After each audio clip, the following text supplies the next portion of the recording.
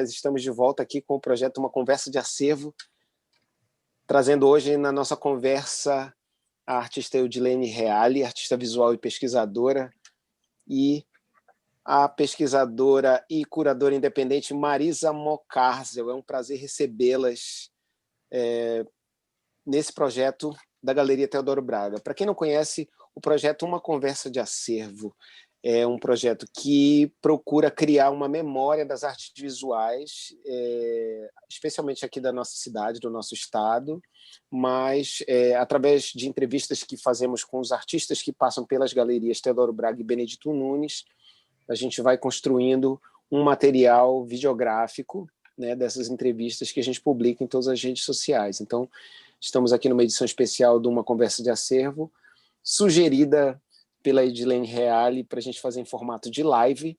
Então, estou muito feliz aqui de poder mediar essa conversa e quero começar pedindo para que Eudilene e Marisa se apresentem e falem um pouquinho dos seus trabalhos e das pesquisas que realizam, para a gente começar o nosso bate-papo. Está sendo um prazer também para mim estar compartilhando esse momento com vocês, né? Por toda a trajetória que essa galeria vem estabelecendo ao longo de tantos anos, né? E também de tantas trocas políticas, mas mesmo assim vem resistindo, né? E vem contribuindo com toda a memória e o acervo também dos artistas que passaram e continuam passando por esse espaço. Então, ela tem uma importância no caminho da arte contemporânea do Pará muito forte e, enfim, né, o quanto ela também está criando novas estratégias para que a gente possa estar dando continuidade nessas ações que nos conectam, né, a partir da virtualidade. Então, muito obrigada, assim, por essa participação nesse projeto, né? É um projeto que também documenta e forma um acervo, né, oral dessas pessoas que participam, né, desse projeto. E eu vou estar trazendo, assim, resumidamente, nessa trajetória. Eu, durante muito tempo, assim, fui muito envolvida pela questão da arte. Acho que desde criança, assim, esse universo vem estando presente, né? A partir da própria ainda da educação básica, das relações que eu construí com os professores, da relação que eu tive em Faro, do primeiro contato que essa cidade me deu na perspectiva de estar contribuindo com o meu repertório visual, assim, de entender esse universo das cores. E a partir desse momento, né, começa-se a trajetória de uma visualidade trazida muito pelos meus próprios pais, que desde pequenos, assim, a gente teve esse contato com vídeo, com fotografia, e isso acabou alimentando esse imaginário também de produção de imagens. E o desenho foi algo que sempre me acompanhou nesse percurso. Foi ele que, de alguma maneira, né, a partir da experiência que eu tive, primeiramente entrando no curso de artes visuais e depois sendo professora do mesmo curso, foi a partir dessa linguagem do desenho que eu entro na universidade, a partir de um concurso, e foi a primeira disciplina que eu ministro. Então foi uma experiência muito grande, assim, e enriquecedora dessa troca da sala de aula com os alunos, que fizeram eu compreender e também aprender muito, né, nesse convívio com a arte. Então, a experiência acadêmica, ela é gigante nesse sentido também de estar formando, né, pesquisa, formando um pensamento crítico sobre esse universo, e também da produção, que sempre me interessou muito, do acompanhamento de processos de criação artística. Eu iniciei minha pesquisa na universidade justamente dentro desse aspecto, e eu tive o prazer de ter a companhia da Marisa como minha orientadora, não somente na graduação, mas no mestrado. E nesse primeiro momento da pesquisa, foi sempre voltada a perceber o processo de criação, mais especificamente do artista Armando Queiroz, mas, além dele, eu vinha também trazendo algumas experiências de acompanhamento de processos de outros artistas. Então, quando eu me deparo com a possibilidade, né, de estar fazendo um doutorado, eu começo a me reconectar com o meu processo E é quando eu começo uma escrita que se debruça a enxergar dentro dos caminhos, né, de 16 anos, né, de uma trajetória que eu vinha trazendo dentro das galerias aqui de Belém e fora, mas muito voltada para uma experiência do coletivo, assim, de trazer a participação. Nunca pensei nessa coisa, eu quero uma exposição individual e tudo. Eu sempre acreditei muito na força do coletivo nesse sentido de como é uma experiência que possa te fazer enxergar, inclusive, o teu próprio processo. E até chegar nesse momento, né, do Prêmio Branco de Melo, que proporcionou eu, a partir dessa experiência do doutorado, um desdobramento mais poético, mais fluido, né, com essa troca que eu tive com a Marisa. Então, agora eu estou, né, nesse espaço também, que é o Candeeiro, que foi um espaço criado em conjunto com meu companheiro, Nathan Garcia, e a gente está lidando, né, porque foi um espaço que se criou a partir desse universo, né, do isolamento. Então, a gente está enfrentando todos os desafios e pensando, e a todo momento refletindo, de como criar estratégias de nos mantermos, né, a partir desse espaço, mas manter um circuito de arte que possa estar, de alguma maneira, levando, né, experiências de gerações que estão também trilhando os seus próprios percursos. Então, e aí o processo vem novamente, né, a partir dessa experiência com esses novos artistas, mas o Candeeiro ele vem com essa perspectiva de ser um espaço né, cultural independente que traz a possibilidade de um circuito de forma coletiva também, e que proporcione, a partir dos canais que nos agregam nas redes sociais, no YouTube, a permanência desses discursos, né? Pela oralidade desses artistas e pelos seus trabalhos em processo. E, basicamente, assim, é isso. Eu acho que eu fiz um panorama geral. Fizeste um panorama geral, mas isso já é interessante porque já abre caminho para várias conversas, vários desdobramentos que a gente vai ter ao longo dessa conversa. Agora eu quero ouvir um pouquinho da Marisa. Marisa, se apresente para a gente, por favor. Então, é o seguinte, o que eu quero te dizer é que tu já me apresentaste como curadora, né, independente e pesquisadora. E, na verdade, mesmo que eu tenha já deixado a universidade, que eu me aposentei, não deixo de ser professora, né? Então, eu estou muito feliz de estar aqui, né, com o Renato e a Eudilene, né, com quem tive, né, a oportunidade, né, da gente trabalhar bem interligada, né, no processo curatorial da exposição. Mas eu acho interessante porque eu pertenço ao grupo de pesquisa Arte e Memória dos Acervos na Amazônia, que é coordenado pela Rosângela Brito. E aí o Renato, né, falando, né, desse projeto, né, da conversa de acervo e como ele, né, como é interessante todo esse projeto, essa documentação dessas falas, né, eu já pensei assim, né, vou ver com a Rosângela da gente também, né, incluí-los em algumas conversas lá com a gente no grupo de pesquisa. Tanto o Renato, né, como a Eudilene com o Candeeiro e tudo isso, né, que faz parte de todo um sistema da arte. E eu estou feliz também de estar aqui pela própria Galeria Teodoro Braga, pela história que ela construiu, né, e que ela constitui, principalmente como uma instituição, né, que promoveu desde o início a questão da arte contemporânea, né? Ela tem uma atuação importantíssima em vários momentos, né? Então, eu fico muito feliz de estar aqui por isso também, né? E quero dizer que, né, quando a Eude falou que eu fui, né, orientadora dela na graduação, né, e no mestrado, isso, para mim, foi super importante, não só, né, na atuação de orientadora, mas muito mais nas trocas que a gente teve, porque a Eudilene, além, né, de artista, ela é uma pessoa que pesquisa, que reflete, então é alguém que eu considero assim muito importante dentro desse sistema.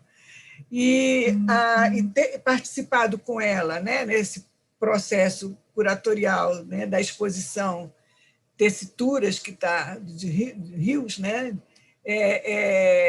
para mim assim algo muito importante também, né, dentro do meu processo, né, que a gente, na verdade, eu acho que nós demos continuidade a todas essas trocas que a gente começou na graduação. E eu também tive, né, o prazer de estar na banca de defesa, não só de defesa, de qualificação e defesa do doutorado, que vai dar, né, que, na verdade, o resultado está aí na exposição. Então, é isso, mais ou menos, que eu tenho para dizer, né, nesse momento. Bom, professora, a sua fala ela é muito interessante no sentido de que articular esses diálogos entre os espaços é de fundamental importância para que a gente fortaleça uma rede sistêmica das artes visuais na cidade. Já visto que a Galeria Teodoro Braga tem todo esse papel na história da cidade, como a Galeria de Arte Contemporânea mais antiga em atividade, com mais de 40 anos de história. Então, todos nós conhecemos a galeria, amamos a galeria, e é muito legal a gente poder demarcar esses espaços com falas importantes como a sua, como a da Edilene, com o trabalho potente que ela está realizando agora. Então, esse convite que a senhora acabou de fazer aí para a gente trocar essas conversas assim entre nós, entre os espaços, isso super nos interessa como galeria. O projeto Uma Conversa de Acervo começou no ano passado, em abril, né? O que nós começamos esse ano foi o projeto das exposições virtuais, que é um outro movimento da Teodoro Braga, no sentido de se ambientar nessa distopia que a gente está vivendo com a Covid-19, onde a gente precisa estar utilizando o espaço virtual para continuar as nossas atividades e atingir um público maior, né? Mas agora eu vou voltar para a Eudilene. A Eudilene, a Marisa também tocou num ponto muito importante, que é essa questão do balanço entre o artista e o pesquisador, né? Às vezes, para as pessoas, para o senso comum, parece que é a mesma coisa, um artista é sempre um pesquisador, mas não é bem assim, né? Claro que um artista precisa estar interessado na sua matéria, precisa estudar, precisa compreender mais ou menos o que está fazendo, mas quando um artista é também um pesquisador, existe um outro caráter no conteúdo do seu trabalho e no resultado do seu trabalho. Edilene, gostaria que você falasse um pouquinho sobre a importância da pesquisa para o resultado plástico do seu trabalho. Acho que a pesquisa, de alguma maneira, ela está sempre inserida no processo, né? Desde o momento que o artista, independente se ele tem esse envolvimento ou não dentro da academia, mas a partir do momento que ele começa a fazer uma experiência de perceber os seus materiais, de entender a ferramenta que vai ser utilizada e os discursos, de alguma forma, que vão construir esse trabalho, inconscientemente, ele já está exercitando um trabalho que vai envolver a pesquisa dele enquanto processo. Talvez não de uma maneira mais sistemática, né? Mas já é uma experiência, inclusive, dele estar organizando os seus métodos e metodologias de trabalho para o desenvolvimento da obra, né, que vai ser finalizada ou que vai ser continuada. Eu acho que a academia, nesse sentido, ela tem uma grande contribuição para formar, né, um pensamento de que maneira essas metodologias, ou se há, de fato, uma metodologia, né, dentro desse universo. Porque eu acredito que cada processo e a experiência desse processo, ela vai fazer com que você perceba os seus próprios caminhos e os percursos que esses caminhos vão te apontar enquanto trabalho. Eu acredito que quando vem, né, uma formação que te garante, por exemplo, de você estar inserido dentro de uma linha de pesquisa em poéticas visuais, ainda eu acho que muito que a academia precisa de estar avançando, até porque a gente é muito recente nisso, né, em programas dentro dos PPG Artes, né? Para, de alguma maneira, estar agregando, né, a todo esse universo. Eu acho que é muito complexo isso, e construir uma linha de pesquisa em poéticas visuais, eu acho que tem uma complexidade muito grande. A minha linha é dentro, né, dessa questão, mas eu senti muita dificuldade, assim, porque, ao mesmo tempo que ela traz essa perspectiva de que a poética visual do artista ela tem que se dar de uma forma orgânica, né, a partir das suas conexões, mas, ao mesmo tempo, há ainda uma série de normas e regras que talvez formalizam o teu trabalho e enrijecem o teu processo. Então, eu gostaria, no momento que eu estava desenvolvendo a pesquisa, que fosse uma escrita mais fluida, né? Eu consegui em alguns momentos, mas quando você está escrevendo, independente qual o trabalho que você esteja, há toda uma outra tensão que é voltada para o processo de criação em si. Então, quando você está produzindo um trabalho acadêmico, além do trabalho escrito, você está gerando um trabalho que é poético. Então, porque o trabalho poético, ele não é também um trabalho acadêmico, nesse sentido, né? Então, há um sistema de uma legitimidade, né, que é importante se ter. Eu acho que a escrita ela é fundamental nesse aspecto, até para a gente se exercitar enquanto processo, mas a forma que essa escrita pode estar inserida, eu acredito que ela pode ter uma liberdade maior. Eu acho que um livro de artista é uma escrita poética, né? Um texto curatorial é uma escrita poética. A própria exposição, ela é também uma escrita poética, né? São exercícios que você vai construindo e vai compreendendo até que ponto o texto ele está, de alguma maneira, enriquecendo o seu processo, ou ele está trazendo uma rigidez para você mesmo. Dentro dessa experiência, eu trabalhei muito com diário de bordo, né? Inclusive, ele está presente na exposição. E foi uma escrita intensa. Eu desenvolvi 3 diários de bordo na viagem. Ali na exposição só tem um deles. Mas a experiência dessa escrita, ela faz com que você mergulhe em novas imagens. E às vezes a gente discute dessa questão da imagem, né? Como ela está muito presente, ainda mais nessa virtualidade que nos condiciona, né, a todo momento estar visualizando coisas, e eu acho que o texto ele é um respiro, porque a imagem, às vezes, ela te apresenta algo que está posto, e, nesse sentido, eu acho que o texto te conduz a uma possibilidade de você criar essa imagem, né? Ela não está posta, ela está criada a partir dessa relação. Eu acho que, dentro do universo da pesquisa, a pesquisa ela é extremamente importante, né? Eu acho que ela é exercitada de diversas maneiras por diversos artistas, e que bom que seja dessa forma, que a gente não se condicione a criar e se enrijecer nesse sentido, a criar uma fórmula, porque não existe. Eu acho que a experiência de cada um é uma experiência, e que isso vai trazer novas possibilidades, inclusive de pesquisas sobre processos. É importante também a gente entender que a academia é um espaço de construção de conhecimento através desses determinados códigos e regras, né?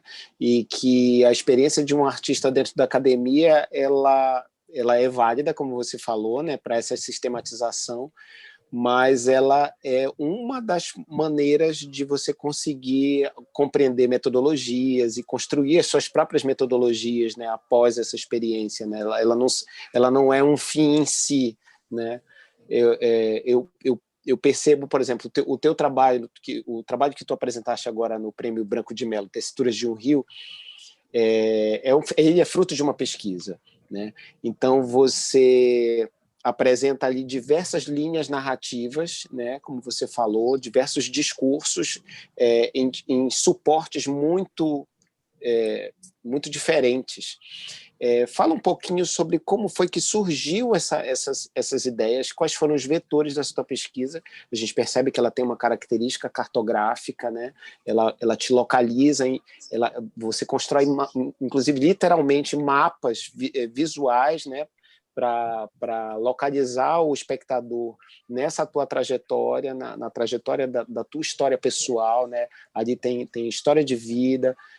Fala um pouquinho sobre o início desse processo, né? Como foi que começou tudo isso e como isso entrou nessa sistemática da academia para se transformar no que é a exposição Texturas de um Rio. Ela vai iniciar, né?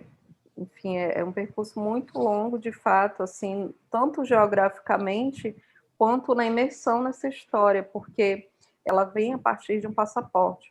E esse passaporte, né, que eu tive acesso em 2007, em uma forma de reencontrar e encontrar documentos que eram guardados pelo meu pai. E esse passaporte traz uma imagem que a minha era totalmente desconhecida, que é a imagem fotográfica da minha avó paterna, que eu só tive contato com as narrativas, né, orais que meus pais traziam, e sempre de uma narrativa muito dura, né, muito assim, que me fazia criar uma experiência de trazer a imagem dela de uma forma muito rígida. Então, quando eu tive esse contato com a imagem, ele me deu uma fluidez, e literalmente uma fluidez, porque ele me reconectou a um rio que passa pelo trajeto da minha família, que vem desde o deslocamento dos meus avós paternos até o Brasil, até o deslocamento da minha infância a esse lugar, que é o deslocamento de Belém até a cidade de Faro, que é um espaço, uma cidade que fica localizada no limite geográfico entre o Pará e o Amazonas. E na época, o meu pai, ele é nascido de lá, né? Os meus tios são nascidos lá. A família dos meus avós se estabeleceu nesse lugar, né? Por um grande tempo, para depois virem a Belém. E quando meu pai, depois de toda a experiência que ele passou aqui em Belém, se aposentou, ele quis muito reencontrar esse lugar. Eu, na época, né, era muito pequena, tinha 10 anos, e ele queria voltar a Faro para construir uma possibilidade política, né, pela cidade, queria, de alguma forma, colaborar, né? E quando a gente vai a Faro, mesmo o papai sendo de lá, a gente encontra um espaço que nos via como estrangeiros, né? Porque, imagina, fazia muito tempo que ele não se reconectava com a sua própria cidade, e era uma experiência que a nossa família, né, minha mãe, meus irmãos ainda estavam iniciando. Então, na época, a gente sofreu todas as tensões políticas que em algumas cidades do interior ainda se tem, como, por exemplo, na primeira casa que nós moramos, nós fomos apedrejados, né? Tinha as tensões assim de perdas, né? Inclusive de perda de uma parte da nossa família. Enfim, teve tensões, de fato, violências, né? Que perpassam essa história, mas de muitas resistências, porque ele consegue se eleger vereador, a gente permanece durante um tempo na cidade, durante 4 anos, e nessas indas e vindas nesse deslocamento. Então, as nossas férias eram em Belém, mas a parte do nosso ano era em Faro. Ou então, as nossas férias se passavam dentro do Ariju, que é um território que eu vou estar trazendo mais detalhes dele mais lá na frente, e o restante do ano em Faro. Então, esse trajeto, ele vem me reconectando a partir desde a experiência do passaporte, nessa vivência que eu tive na infância. E quando eu encontro esse passaporte em 2007, eu começo a escrever, mesmo assim, sinteticamente, alguns artigos sobre esse encontro. Quando vem a possibilidade do doutorado, eu escrevo o projeto. Inicialmente, eu estava tão assim voltada para os processos de outros artistas, porque o projeto que entra no doutorado, inclusive, não é esse projeto que eu desenvolvo. Eu acho que isso que é interessante também, a academia te dá essa liberdade de você movimentar e se perceber enquanto pesquisador, né, mesmo após uma aprovação. Foi isso que aconteceu comigo, assim, eu resisti bastante em mudar, porque eu via que eu estava escrevendo uma coisa já que, de alguma maneira, era uma construção de uma pesquisa histórica, não somente da minha família, mas a questão das migrações, a questão dos rios, né, que perpassam esse trajeto, das histórias e narrativas, e que eu acho que seria interessante de trazer isso em formato de tese.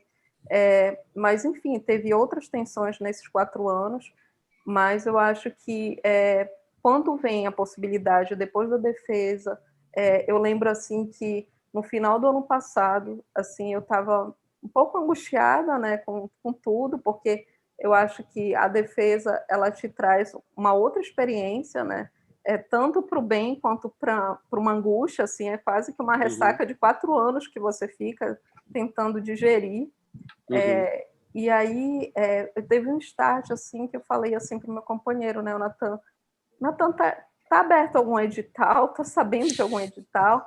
E ele disse, olha, eu tenho o Branco de Melo, dá uma olhada. E aí, quando eu abri, as inscrições se encerravam no dia seguinte. Eu disse, eu vou me inscrever, porque eu queria trazer uma leveza, porque eu estava me sentindo assim muito, assim, me cobrando muito por muitas coisas, ficando muito tensa com o que foi colocado, assim, sabe?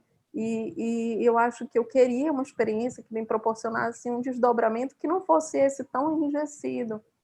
E aí eu lembro que na época eu falei com a Marisa, assim, né, já depois do escritor, eu escrevi, desculpa de não ter te mostrado direito o projeto, mas eu queria muito que tu assinasse a carta, que tem a carta de anuência, né, que você concorda com os termos.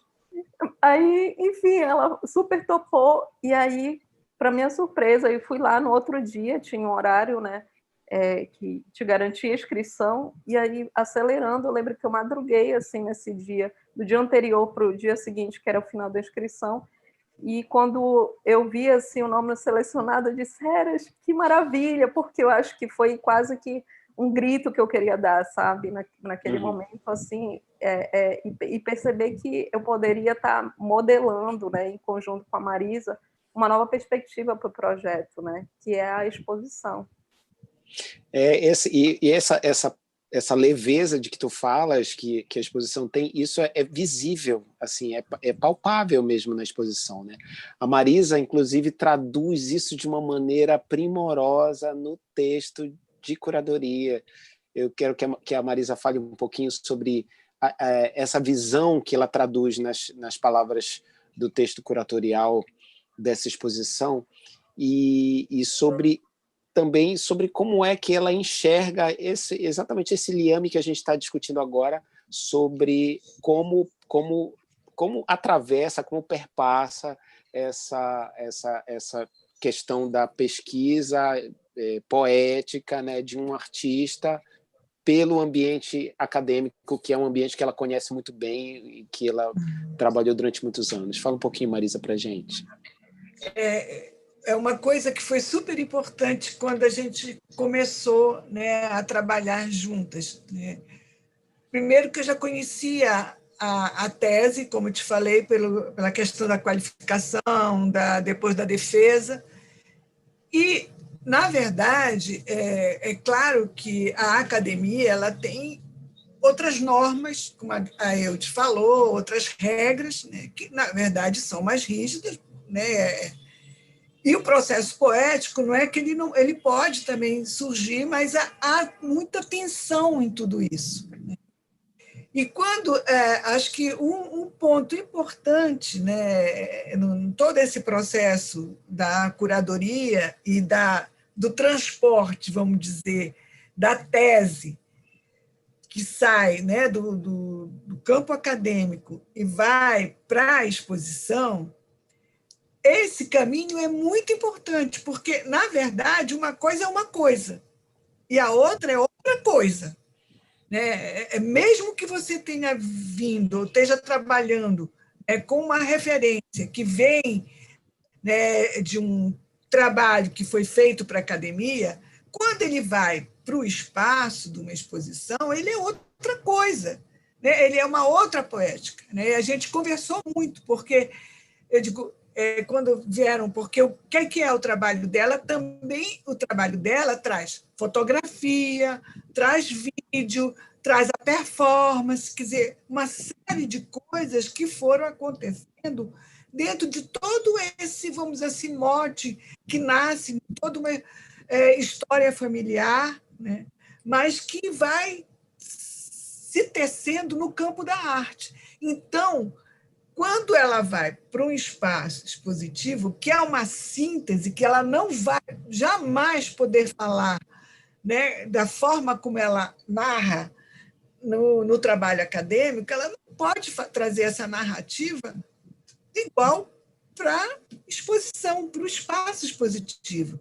Porque ali, primeiro, ela vai trabalhar com uma narrativa visual, mesmo que ali vão ter texto que você pode pegar, né, o que ela falou no diário de bordo, né, do diário de pesquisa, quer dizer, tudo isso ela vai estar presente. Mas aí, como isso vai ser traduzido visualmente, né, e que sem perder também a consistência da pesquisa que ela teve academicamente. Então, como isso vai trazendo como poeticamente ela pode falar sobre tudo isso que ela, né, redigiu, vamos dizer, no texto da tese. Na verdade, as fotografias, por exemplo, que ela tirou, ela não tinha que narrar exatamente o processo que ela viveu ali, enquanto o processo acadêmico, mas sim o processo poético. Então, privilegiar, né, as imagens que eram, de fato, dentro do campo dela de artista. Então, privilegiar isso, privilegiar as seus vídeos, a forma como ela trabalhou a performance para a câmera também, além de trabalhar, né, vamos dizer assim, presencialmente. Então, e depois, como ela vai traduzir as 3 tessituras que ela propõe, que não deixam de ser 3 núcleos, né, de uma narrativa, vamos dizer assim, expositiva. Então, ela vai trabalhar o início, que são as matrizes, que são aquilo que gerou toda a sua viagem para Faro, essa questão da memória da família, a questão do mapa dele. E é bonito ela optar pelo mapa na parede onde ela desenha, né? Quer dizer, trazer a fotografia da avó, que é um desenho dela também, e também está ali o passaporte junto, misturar essas coisas de uma forma outra, né? Que não é a forma que está dentro do texto que foi, né, feito quando ela estava fazendo a pós-graduação.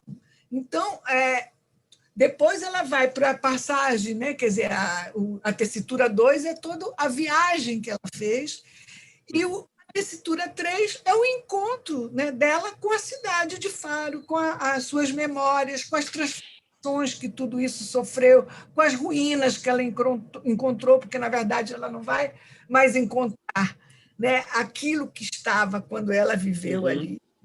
Então, é impressionante como tudo tinha se transformado em ruína, né? Quer dizer, então essas coisas todas são outras formas de narrar e outras formas de mostrar, né? Então ela vai, como ela falaste, né, da leveza, ela traz essa leveza porque ela opta por um caminho que tem mais a ver com o processo artístico. Acho que é isso. Perfeito. Udilene, você é uma criadora singular, né? A gente percebe isso claramente no que está no Tessituras de um Rio. Tu és uma criadora singular, né? Dentro desse universo da cidade onde existem muitas mulheres, muitas artistas potentes, com trabalhos também singulares. Eu queria que tu falasses um pouquinho sobre como é ser uma artista mulher dentro desse universo das artes visuais do Pará, né? E do Brasil como um todo, mas dentro do Pará, né? Como é que essas questões de gênero, elas te afetaram ou te afetam de alguma maneira no decorrer da tua carreira? Olha, eu acho que ser um artista, né, independente dos gêneros, é um grande desafio aqui nesse estado, né? A gente tem leis de incentivos que às vezes não nos incentivam, né? E de alguma maneira a gente continua resistindo. Eu acho que, inclusive, né, uma questão que o próprio edital do Branco de Mello, ele te traz uma perspectiva inicial que enfim, nos conduz a um raciocínio. A gente não iria, enfim, o que foi proposto pelo edital foi até no final do ano, né? A gente não estava ainda dentro dessa vivência pandêmica e todos nós fomos pegos, né, por essa situação do isolamento e da reorganização desses espaços culturais enquanto perspectiva de como funcionar a partir desse contexto, né? E nós, né, que fomos premiados e tudo, a gente fez um processo de negociação, redução de um tempo dentro da galeria, não somente de um tempo relacionado ao período da exposição, mas um tempo que encurtava a frequência, né, das pessoas, que já foi encurtada justamente por que está obedecendo, né, assim como outros espaços, a todas as regras que são necessárias, né, para a gente conviver nesse aspecto, né, de não se aglomerar e se precaver de toda essa pandemia. E então houveram perdas de todas as duas partes nesse sentido, né? Conscientemente, porque a gente sabe o que acabou causando tudo isso, né? Que é esse estado.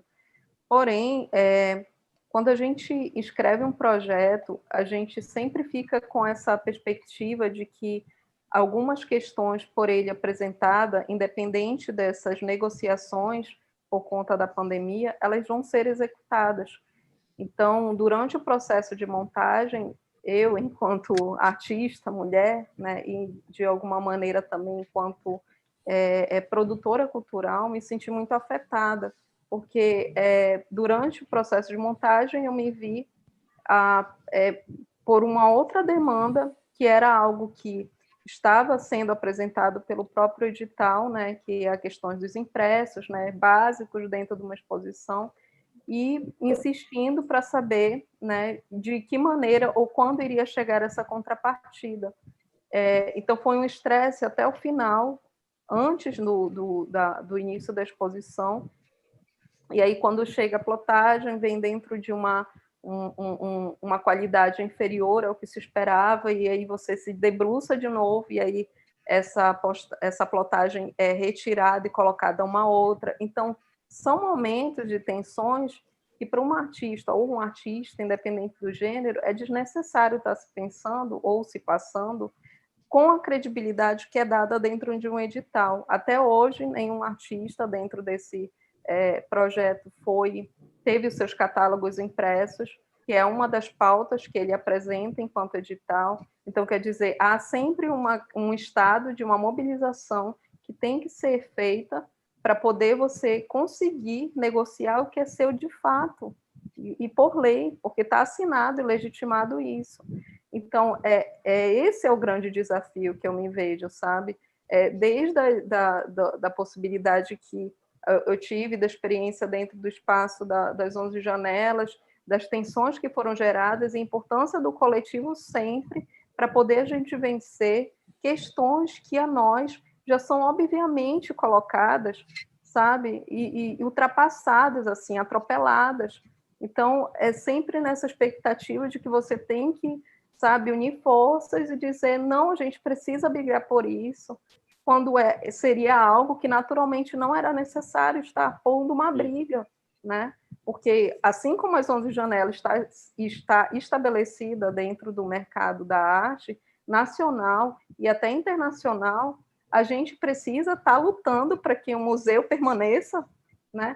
Eu preciso estar lutando para que eu tenha direito a um catálogo que dentro do edital me está colocando a contrapartida que a Fundação Cultural do Pará está fornecendo, está assinado pelo presidente da Fundação.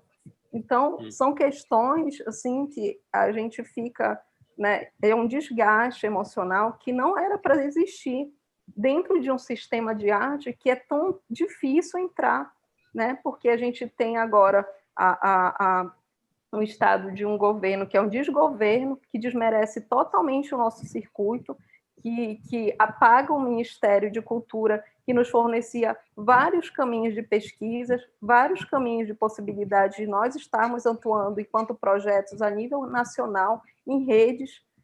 Então, assim, a gente fica num caminho desesperador Então, as migalhas que são apresentadas a nós, a gente tem ainda que lutar para que essas migalhas caem, sabe? Isso é um absurdo, assim. Eu acho que a grande luta, não somente como eu, como artista mulher, mas dos artistas locais, é sempre estar nessa perspectiva de se pensar em coletivo para conseguir o que é nós por direito. E isso, assim, é uma coisa que não dá, sabe, mais para aceitar. Essa tua fala é super importante, Edilene. Eu te agradeço, inclusive, por você responder essa minha pergunta, ampliando mesmo o debate para essa questão institucional, porque a gente está vendo realmente um desmonte das instituições culturais como um todo. A gente está vendo que vem desde do governo federal, passando pelo governo do estado e pela prefeitura. A gente assiste isso, né? Nós, como funcionários da Galeria e da Fundação Cultural do Pará, a gente assiste de perto o que é esse desmonte, assim, e essa desvalorização dos artistas, o que nos afeta diretamente, profundamente, né? E nos revolta também enquanto técnicos, né? Enquanto funcionários e pessoas que trabalham há muito tempo, que amam o trabalho e amam a galeria, né? Compreendem a sua função, mas que é exatamente essa tomada dos lugares de poder por pessoas que não compreendem o que é a cultura, qual é o valor da cultura, qual é a dinâmica da cultura, entendeu? E, infelizmente, é preciso mesmo esse chamado da gente se unir, conversar e pressionar a gestão pública por políticas públicas para a cultura, porque sem isso a gente não tem como ter o mínimo, né? nem o básico. E tu tens toda a razão em te colocar dessa maneira. Eu vou aproveitar esse teu gancho, então, para pedir para você falar, porque agora você, junto com o Nathan Garcia, coordena um espaço expositivo. E eu gostaria que você falasse um pouquinho sobre esse espaço e qual é a importância, diante de toda essa situação que você acabou de denunciar e muito bem colocada, qual a importância dos artistas inaugurarem os seus espaços e estabelecerem essas conexões horizontais, colaborativas, diante de situações complicadas que a gente está vivendo politicamente, nas políticas culturais do nosso país. A gente teve essa perspectiva de criar esse espaço dentro de experiências que a gente já vinha observando, enfim, de vivências mesmo que nós tivemos no circuito. E aí a gente traz o candeeiro, né? Inicialmente, ele foi pensado dentro de uma estrutura física, né? Pensando no movimento das pessoas aqui, nos abraços, mas por conta desse estado de isolamento, a gente silenciou, assim, era algo para ser aberto em abril, e a gente abriu só em julho, porque a gente foi afetado por todas essas perdas, né, que esse isolamento nos trouxe, e o quanto isso foi duro para todo mundo, né? E quando foi assim, em junho, a gente começa a se organizar e perceber que tanto eu quanto o Nathan, a gente já vinha colecionando, né, obras de artistas que ora a gente adquiria, né, ora a gente era presenteado, e a gente resolve doar essas obras, né, formando uma coleção para o candeeiro. E a partir dessa coleção, a gente abre, né, as possibilidades de diálogos e uma seleção que formaria a nossa primeira exposição. A gente, naquele momento, não queria arriscar convidando artistas para formar, né, uma exposição, porque a gente não saberia como que iria isso ocorrer nessa realidade virtual. A gente apanhou muito, assim, a gente até estava colocando mais anteriormente à tarde, né, que a gente estava utilizando uma plataforma que era gratuita, porque a gente compreende que um espaço cultural independente, o quanto ele puder reduzir seus custos para investir em questões que são importantes para movimentar esse espaço, a gente está fazendo. E uma das estratégias era justamente perceber como se conectar nessas redes sociais, né, que a gente está no Insta e no Face, fazer com que elas movimentassem esse olhar, se conectar também com a imprensa, de uma forma que fossem parcerias estabelecidas. A gente encontrou parcerias muito importantes para nós e que são produtores de cultura nesse sentido, porque estão sempre visibilizando processos, como o Holofote Virtual, da Luciana Medeiros, o Cultura Pará, do Vasco, e também redes que a gente tinha de contatos de cadernos de cultura, né, que circulam em jornais aqui. Então, sempre a gente está criando redes, assim. A gente adoraria pagar um assessor de imprensa para poder fazer esse trabalho, para valorizar esse profissional também dentro do circuito, mas a gente ainda não tem condições, inclusive ainda, de se manter, mesmo com tudo isso que a gente faz, sabe? A gente, nessa segunda exposição, que é a primeira exposição que tem artistas convidados, né? A gente começou a trazer para o site, né? Que é a plataforma onde se tem o acesso a exposições em realidade virtual, a possibilidade de venda dessas obras. E quando a gente começou com os artistas, sempre de uma maneira muito horizontal, a gente não disse para eles, olha, o preço da tua obra vai ser isso, né? Você vai vender por esse preço. De jeito nenhum, a gente queria que esse artista formulasse esse valor para pensar em seu valor enquanto profissional, para pensar o quanto ele gastaria para poder produzir esse trabalho e para pensar no valor da obra dele dentro do mercado, mesmo ele sendo um artista que está iniciando, porque é difícil para um artista valorizar o seu trabalho. É sempre uma briga dizer assim, não, vou jogar lá por baixo para poder vender, né? E, às vezes, o que você debruça de gastos é muito maior do que você, de fato, está colocando à venda. Então, a gente gerou esse grupo, que é um grupo que a gente tem desde o início da exposição, antes até no processo de produção da exposição, a gente já pensava em conjunto isso. Então, os valores, eles foram valores pensados por esses artistas.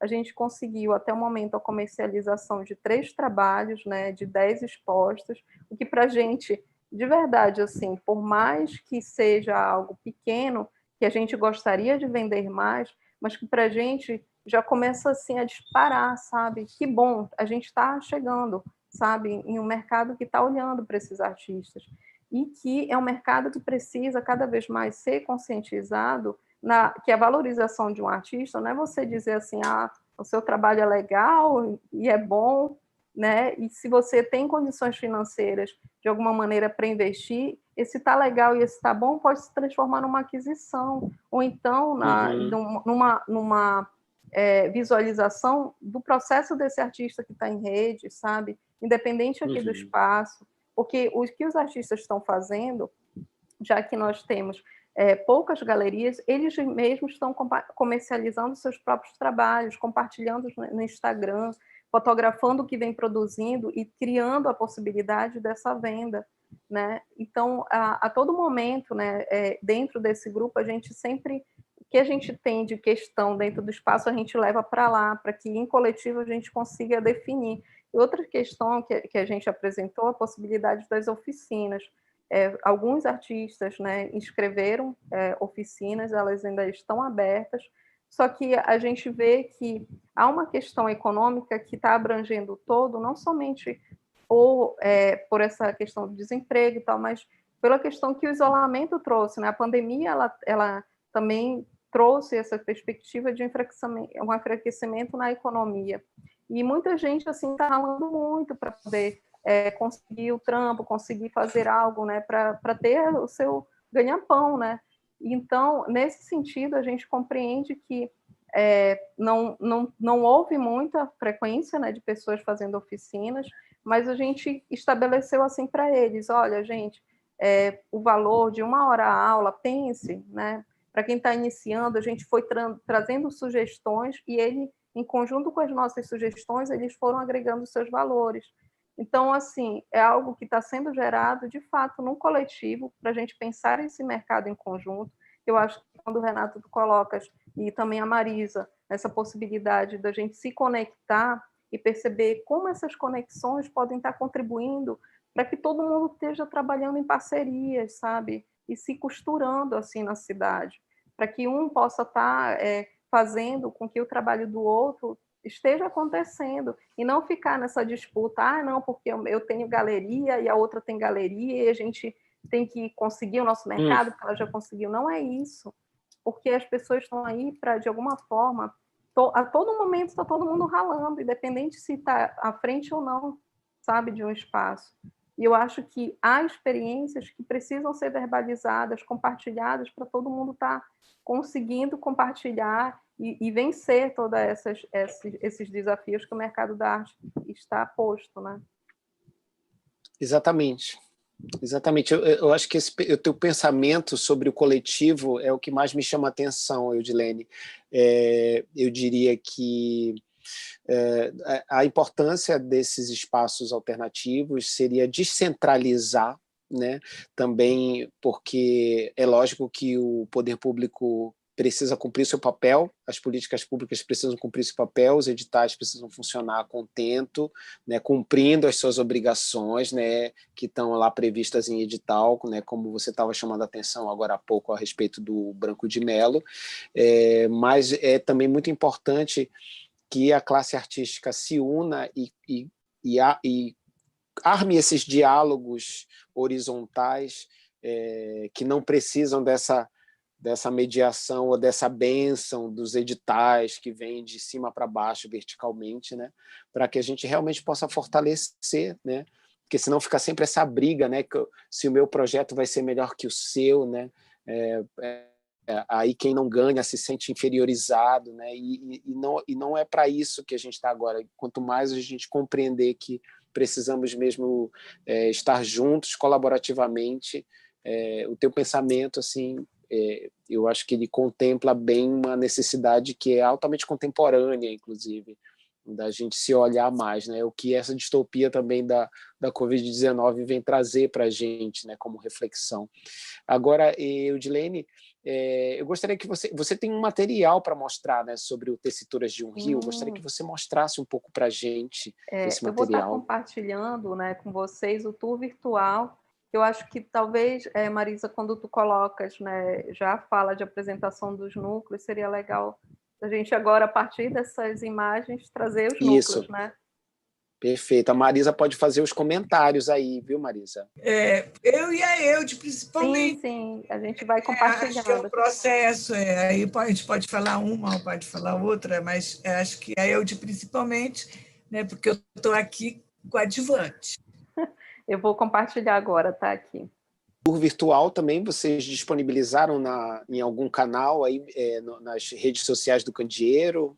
Como é que as pessoas podem acessar? Se quiserem ver depois, compartilhar. Ele tá compartilhado, né? Assim, no meu Face, né? Eu até mandei o link para a galeria também, para que fosse compartilhado. E, assim, eu estou fazendo por Zap, né? A Marisa também, a gente está se ajudando aí para poder conseguir alcançar esse número de pessoas que possam estar convivendo, né, com a exposição. É claro que ela não é uma exposição... eu consegui aqui, gente. Eu não sei se vocês estão vendo. Sim, agora sim. Estamos. Tá. Agora pode botar em tela cheia, que é para a gente... Pronto. O meu está tela cheia. Pronto. Esse tour virtual foi feito, né, com apoio do Candeeiro, né?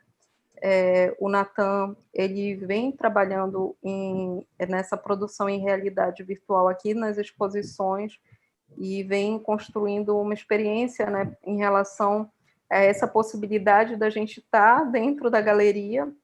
É claro que não substitui, né, o físico, até porque ela te dá um panorama mais nessa parte de expográfica na exposição, né, em elementos assim como vídeos e objetos, você não tem um acesso, mas ela é uma opção para que a gente consiga perceber como é que a exposição ela está configurada, né? E eu só complementando o que você está falando, Eudilene, o projeto das exposições virtuais, que a gente começou a realizar a partir da exposição O Futuro é Mulher esse ano na galeria, é um complemento muito legal para isso que o Natan fez, para esse tour virtual, que realmente a ideia da expografia fica bem clara, fica didática até com o tour virtual, e a gente já fez a captação dos vídeos para a exposição virtual do Tessituras de um Rio, e em breve vai estar também para ser compartilhado no YouTube da Candeeiro, no YouTube da Galeria, em todas as redes sociais suas e da Galeria. Maravilha. Então, essa aqui é a primeira tessitura, né?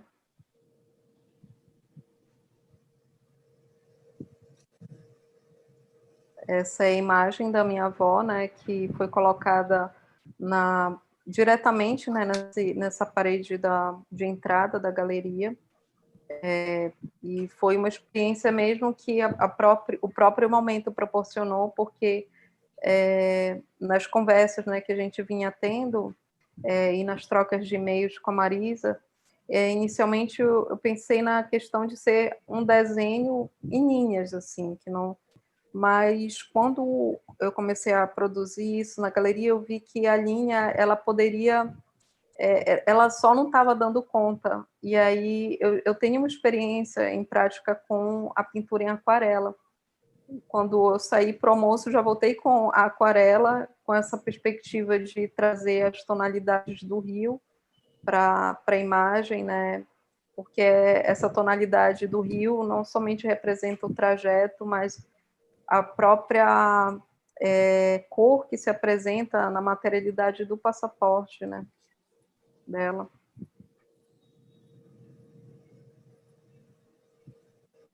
Eu vou aqui. Tem que ir sempre para a direita, né? Sim, agora.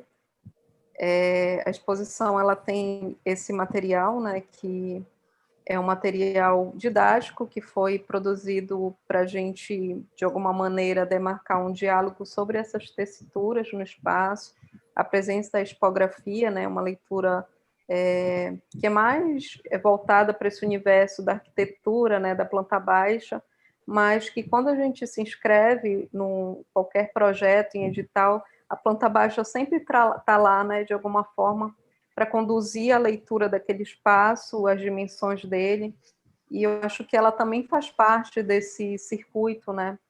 E a gente apresenta também uma possibilidade desse entendimento dela enquanto parte de uma inserção num espaço de galeria ou outro espaço. Essas duas pinturas, né? A primeira é uma pintura que faz parte de uma realidade amazônica, né? Que eu questiono, porque é algo muito exótico, né, meio fantasioso, e faz parte de uma paisagem que está muito presente até hoje, né, em algumas pinturas na Praça da República. Inclusive, essa pintura, na época, meu pai comprou, ela é da década de 90, e ela acompanhou assim, minha infância, assim, porque estava presente na parede da casa onde nós morávamos. E então meu primeiro contato com esse imaginário do que poderia ser essa Amazônia foi a partir dessa imagem, que é uma imagem que a gente questiona, né, e que traz outras realidades, enfim, que constrói não necessariamente uma identidade, né, mas a apropriação de outras identidades que por vezes não são nossas.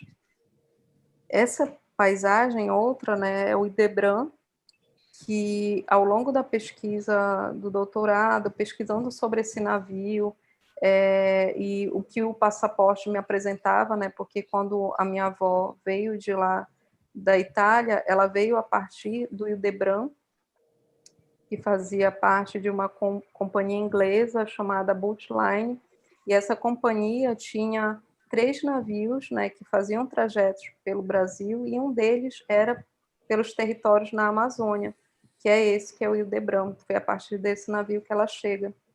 E ao longo dessa experiência da pesquisa, eu tive acesso a essa imagem, né? E ela não é uma imagem que estava em uma boa resolução, assim, porque conseguiu ter essa ampliação, né, para esse suporte que é um tecido. Essa sugestão de montagem foi uma sugestão dada pela Marisa. Ela foi impressa num tecido meio transparente, né? E ela traz uma leveza também nesse sentido, né? A partir dessa paisagem. E a imagem representa o Hildebrand entrando num dos trajetos do Rio Amazonas. Aqui é o mapa, né?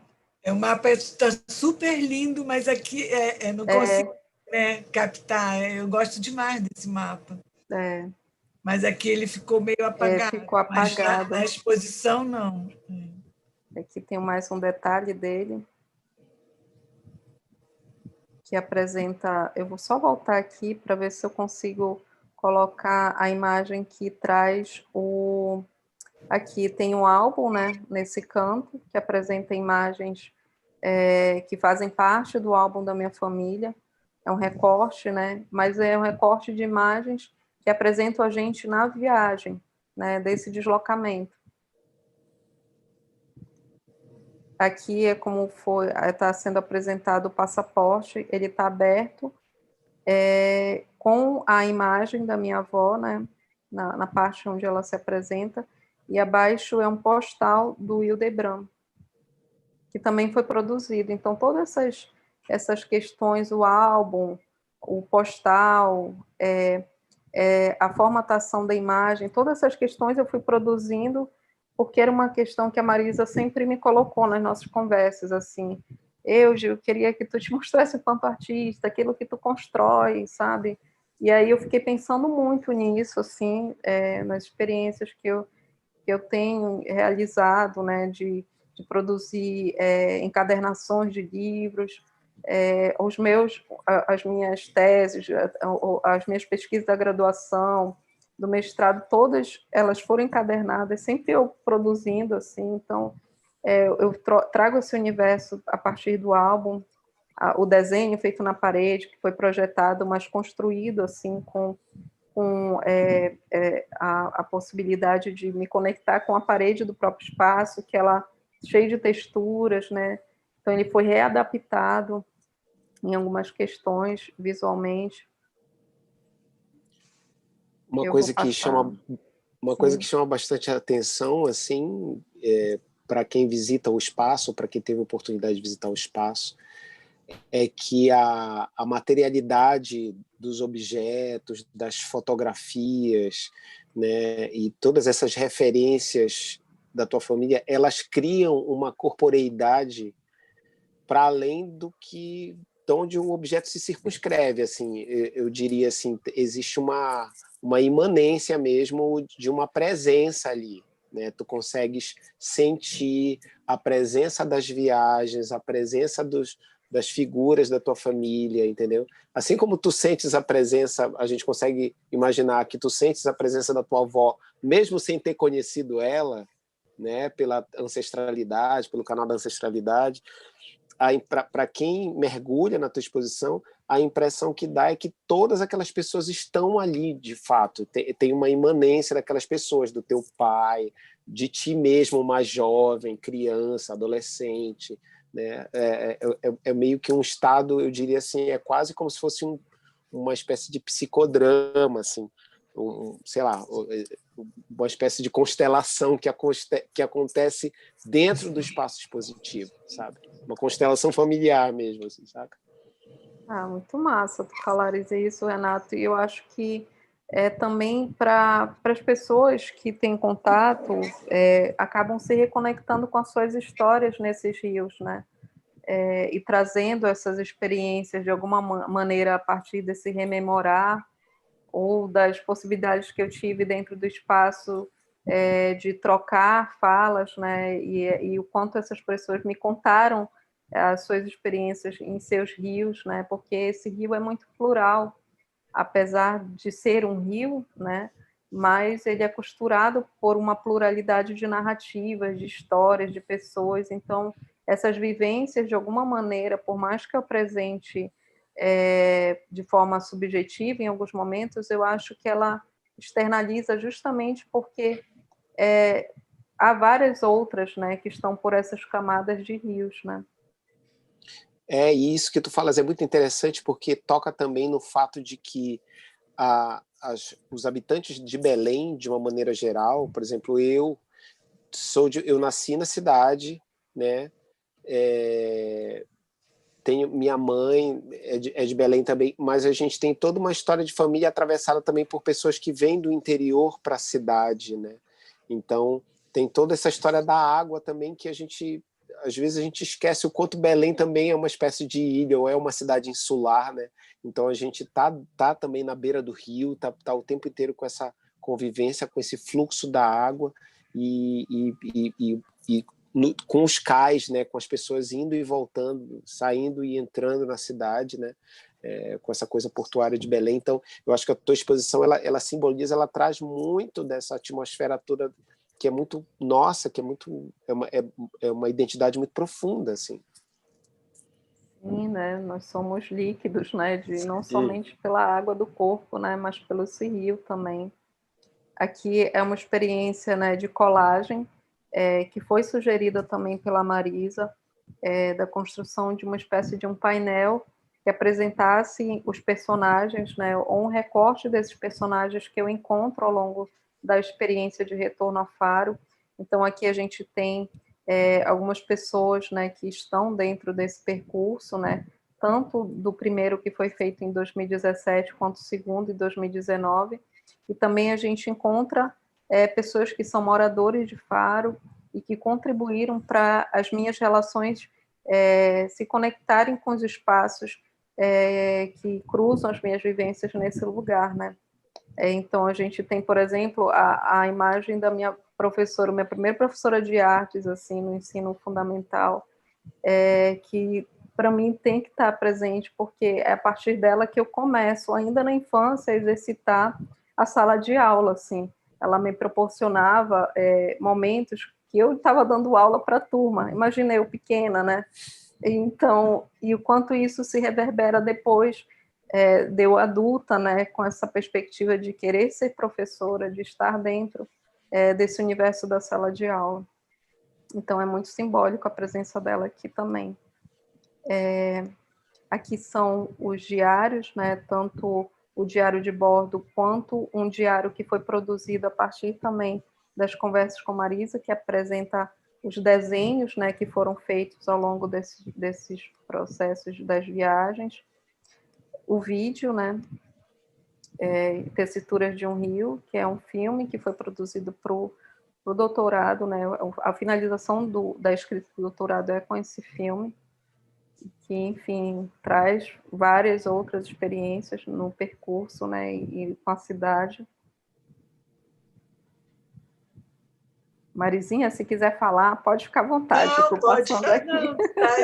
Não, está indo bem. Quando eu quiser intervir, né, nesses blocos todos, que a seleção, né, das imagens foi uma coisa doída, de certa forma, né? Porque isso significou retirada de muitas outras coisas, inclusive imagens que eram boas, bonitas, mas como articulá-las. Então, essa questão da articulação também ela entrou no processo seletivo, não só do que se estava falando, né, sobre o discurso que estava sendo feito, mas também sobre as questões estéticas e as questões de articulação mesmo.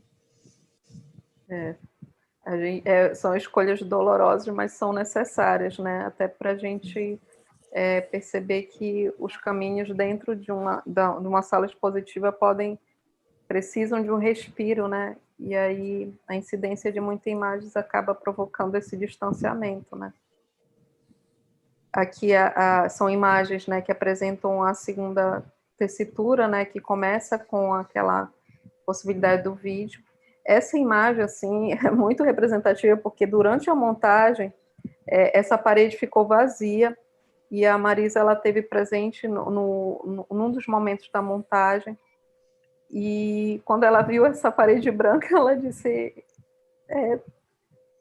a parede ela é branca, né? Eu disse, Marisa, porque na expografia que a gente havia pensado, né? Porque foi feito todo um trabalho de medições, né? Nesses espaços, e trazendo as obras, pensando na aproximação, né? Do que seria o espaço em realidade mesmo. E quando porque o espaço já tinha sido, na verdade, todo pensado antes dele ser montado aí. Isso. E essa parede, ela no primeiro momento, quando a gente pensa espaço, ela não a gente não tinha olhado para ela, assim. Quando foi para o espaço, aí a Marisa logo entrou, mas está vazia. E aí tinha essa obra que tinha saído de uma das paredes, porque a parede ficou muito cheia. E aí quando eu mostrei, porque eu tirei essa daqui, aí ela olhou assim, é essa obra que vai para cá. Então, foi uma escolha, assim, por isso que é a importância, né, desse olhar compartilhado, porque aquilo que você, de alguma maneira, está tão acostumado, né, viciado a perceber e olhar, te apaga outras possibilidades. Então, a Marisa, quando ela vem e traz essa visualidade dela, e começa a perceber que ali é um espaço em branco que precisa ser preenchido, ela reconfigura também a possibilidade da gente olhar para essa parede como uma janela sendo aberta, né? Como uma fresta, né? Que inicia uma nova tessitura. Então, é muito importante, assim, nesse sentido, assim, olhar para mim, da Marisa, porque a experiência que a gente teve desses diálogos, elas não se dão somente nessa experiência da montagem, elas se dão durante toda a trajetória, antes de estar. Todos os comentários que foram feitos. Então, teve momentos assim que ela apresentava uma escrita que eu parava assim, e aí engolia o choro porque me emocionava demais, porque eram elementos assim que ela estava enxergando e estava abrindo meu olhar para aquilo, sabe? E eu chegava com o Natan e dizia, Natan, está sendo tão incrível esse trabalho, assim, justamente por ser uma pessoa que vem me acompanhando, né? Poxa, durante tanto tempo, e compartilhar isso com ela dentro de um momento tão difícil que a gente está passando, e que é uma resistência também, né? E o quanto a gente é apaixonada pela arte, e o quanto a gente, de alguma maneira, por se apaixonar isso, é que a gente luta para que as coisas deem certo, sabe? Então, foi um grande presente estar compartilhando isso com a Marisa e percebendo que os pequenos e minuciosos olhares, eles fazem grandes diferenças nesse universo, sabe?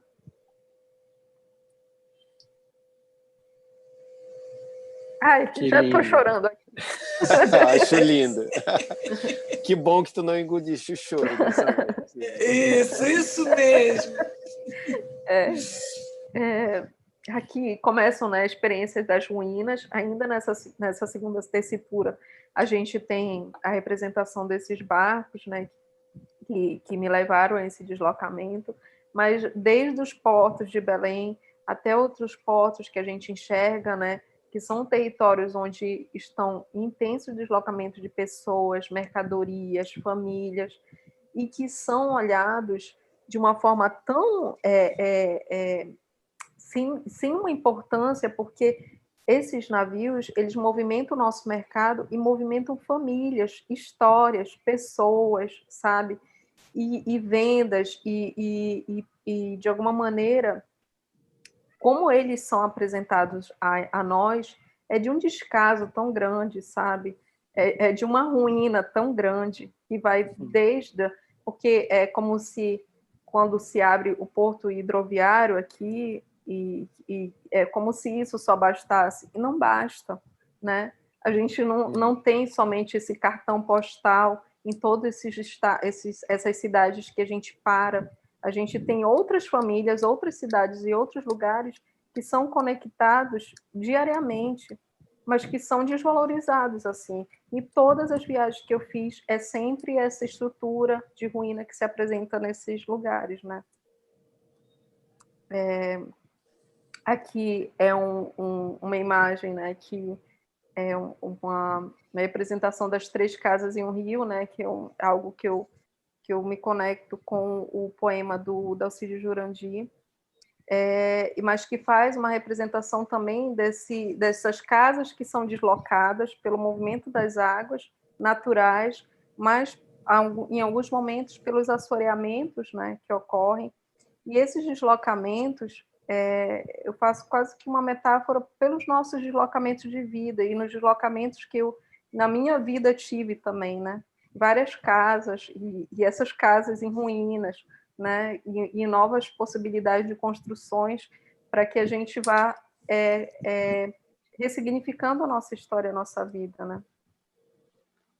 Aqui traz já o início da terceira tessitura, que a gente tem esse porta-retrato que acondiciona, né, uma imagem que é uma imagem que não apresenta o que a casa é hoje, mas o que ela era na época que a gente viveu em Faro, a nossa primeira residência, né? Então ela está meio intimista, muito delicadamente colocado assim nesse porta-retrato, para que a gente conduza o olhar para esse lugar, que é um lugar de fato de uma memória, que é uma experiência que eu tive na última viagem. Eu tive contato com o Tala, né, que é uma das pessoas que foram colaboradores da pesquisa, e quando eu estava falando da casa para ele, ele disse assim, eu tenho a tua casa. Aí eu, como assim? E veio com essa impressão, assim, pelo computador, e então foi um presente de verdade, assim, da memória do que um dia foi. E aí vem a terceira tessitura, né, abre essa fresta, né, também, e apresenta esse universo de ruínas que, para mim, por mais que elas se apresentem em fragmentos, elas me possibilitaram construir uma nova história, né? As ruínas da primeira casa, aqui da segunda casa, e o espaço onde os meus avós residiam, que também virou uma ruína, né? Que é esse espaço cheio que foi retomado, né? A sua origem, a natureza, mas que não tem nenhuma outra construção. E onde se apresenta aqui a imagem, né, do cartaz que foi feita a divulgação do filme na época, em Faro. Eu apresentei esse filme na viagem, né, em 2019, então teve toda uma estrutura que foi criada. O Natan, super parceiro, construiu isso junto comigo. Foram 4 dias de exibições no navio, e depois um dia de exibição em Faro, mas foi feita toda uma dinâmica de divulgação, mobilizando pessoas que propiciaram, né, essa conexão da cidade com o filme. E a gente fez a distribuição de cartazes, assim, que apresentavam a imagem da minha avó. E aí o horário, e esse é a representação desse cartaz também. Aqui eu acho que eu passei rapidinho, gente. Aqui tem uma imagem que já apresenta a ruína da escola onde eu estudei, que teve um episódio, né, que dos estudantes, né, se revoltou, e porque ele não passou de ano, e se mobilizou junto com um colega dele para atear fogo na escola de madrugada. Então a escola hoje é uma grande ruína, onde, né, assim, funciona em parte dela a Secretaria de Educação do município. Então, assim, é algo tão difícil, né, de entender, porque a Secretaria de Educação está dentro de uma ruína, porque a parte que foi restaurada é só onde ocorre o funcionamento da Secretaria, mas o resto está da mesma maneira, né? Enfim, a escola representa muito bem o que, de alguma maneira, esse sistema de ensino nos é dado, né? O quanto essa guerra, né, diária dos professores enfrentar esse Estado, né? E aí traz a placa do governo do Estado, né, da época, mas que para mim representa não somente o da época, mas vários outros, né, que se passaram e continuam se passando em relação ao nosso ensino. Opa, gente, estou aqui já há um tempo nessa coisa, mas ainda não aprendi a andar. E aqui a última ruína que se apresenta, que é o carro, né, que foi da minha família na época, e que eu reencontro na viagem de 2017, e hoje ele é um carro que vocês percebem, né, ele está totalmente, enfim, cheio de pedaços, né, caídos, e se funciona na cidade muito remotamente, porque ele funciona como entregador de gás da cidade, e aí ele continua tendo seu gás, só que de outra forma, né? E representa muito, assim, para a gente, porque esse carro chegou a Faro a partir do Rio também. Ele foi deslocado a partir de uma balsa. E ao final dessa tessitura, né, se apresenta a partir desse vídeo, e esse montante de imagens que trazem uma homenagem, né, que é algo que a Marisa me instigou muito, que é um vídeo do Cal Guimarães, né, que ele produz aqui em Algodoal, e é uma homenagem que eu faço a ele, a esse vídeo, e ao Miguel Rio Branco, por uma sequência de imagens que ele faz de um jogo de capoeira bem lúdico entre crianças, assim, e só que são crianças brincando e uma mulher vencendo dentro de um rio. E aí eu queria colocar assim, não sei como a gente está de tempo, só para finalizar o vídeo, né, que é esse vídeo Ariju, que é esse lugar que representa esse sítio onde nós morávamos no momento de férias, né? E Ariju é uma palavra indígena que significa você veio. Eu vou interromper esse compartilhamento para iniciar o compartilhamento do vídeo.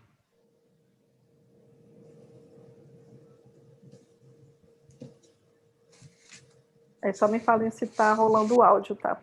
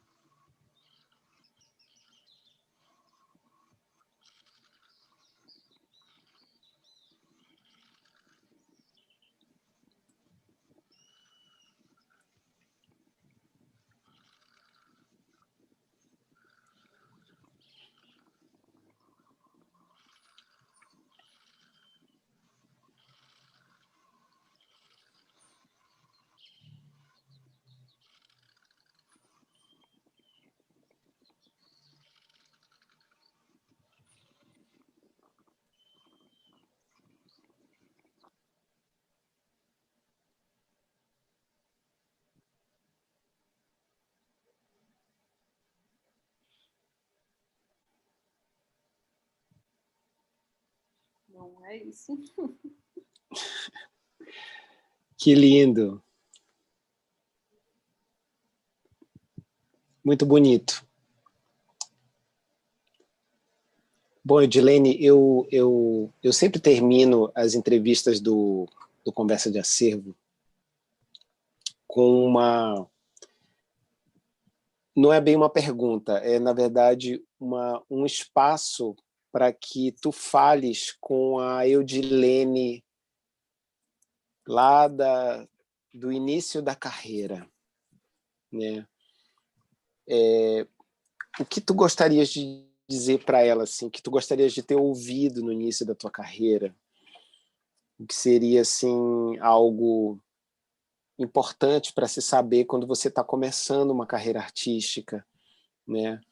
Algo que talvez muitos jovens artistas hoje que te assistam, que te ouçam falar, sobre o teu trabalho, que fosse importante, talvez fosse importante para eles. O que tu gostaria de dizer para essa Eudilene início de carreira? Acho que se resume em 2 palavras, assim, sabe? Continue lutando. É isso. Ser artista é uma luta que nunca termina, né? Bom, Eudilene, eu vou falar primeiro em meu nome mesmo, pessoalmente, né? Como artista também, como amigo, enfim, como alguém da classe artística de Belém, assim, me sinto honrado em poder acompanhar o teu trabalho, receber o teu trabalho num dos lugares onde eu trabalho. Acho que o teu trabalho ele honra a história da Galeria Teodoro Braga, né? E trabalhos como o teu eles fazem o que a Eliane, né, e o João, né, que somos nós 3 que trabalhamos lá desde 2008, né, quando a gente entrou no concurso. A gente sempre fala quando a gente vê exposições como a tua, que são esses trabalhos que fazem a galeria valer a pena, que fazem ela ter razão de existir, né?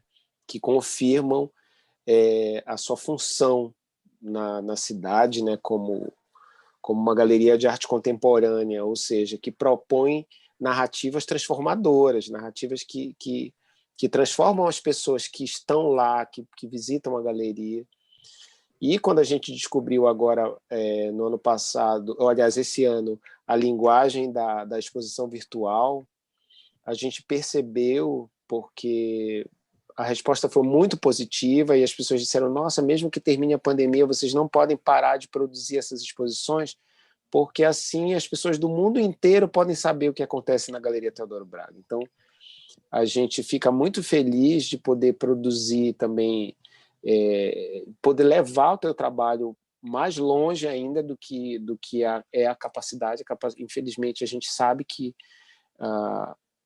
o público das artes visuais na nossa cidade não é um público fácil de se atingir, né? Então, é de fato uma luta constante, né? Tanto para quem é artista como para quem, como nós, trabalha como técnicos num espaço de arte, né? Sendo servidores, trabalhando com os artistas e para os artistas. Então, eu quero te agradecer imensamente pela oportunidade dessa conversa, por tudo que foi dito, né? Pelas críticas também que são muito necessárias para que a gente avance num sentido mais positivo para o amadurecimento, né, das gestões públicas de cultura. E eu espero torço muito para que o teu trabalho seja cada vez mais conhecido e que as pessoas compreendam essas mensagens tão importantes que tu trazes sobre colaboração, sobre parceria, sobre trabalharmos em conjunto. E desejo todo sucesso também para o Espaço Candeeiro. E aí também, em nome da Galeria Teodoro Braga, eu agradeço pela oportunidade de você fazer parte do projeto Uma Conversa de Acervo. E quero agradecer também a Marisa Mocasio. Marisa, você é um símbolo de tudo que há de melhor na academia de artes visuais nessa cidade, né? Porque você... Renato, eu só queria antes falar só uma coisita.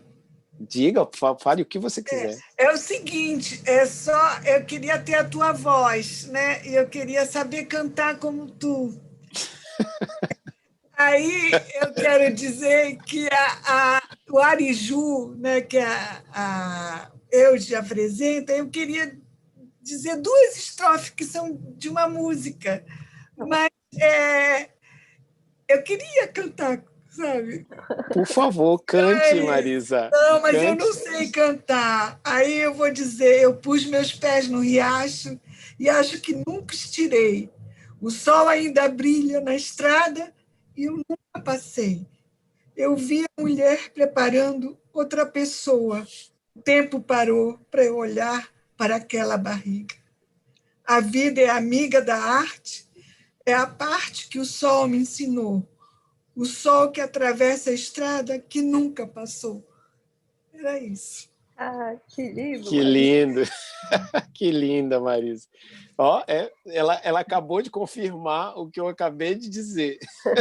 Ela representa tudo que há de melhor, né, nesse espaço da pesquisa, da academia em artes visuais, por conta do seu imenso conhecimento, da sua imensa simpatia e delicadeza, né, que é algo raro, né, cada vez mais raro, porque infelizmente muitas pessoas usam o conhecimento, você sabe disso, né, Marisa também sabe, muitas pessoas usam o seu imenso conhecimento para humilhar os outros, para agredir os outros, para tentar sobrepujar os outros, né?